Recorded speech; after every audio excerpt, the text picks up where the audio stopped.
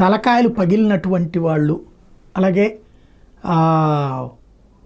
దెబ్బలు తగిలినటువంటి వాళ్ళు అన్న స్టేజ్. పార్లమెంట్ అనేటటువంటిది చర్చా వేదిక.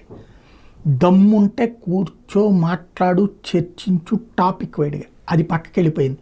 ఏదో ఒక వివాదం తీసుకురావడం, ఏదో ఒక సెంటిమెంట్ తీసుకురావడం, దాని చుట్టూ అరుపులు, కేకలు.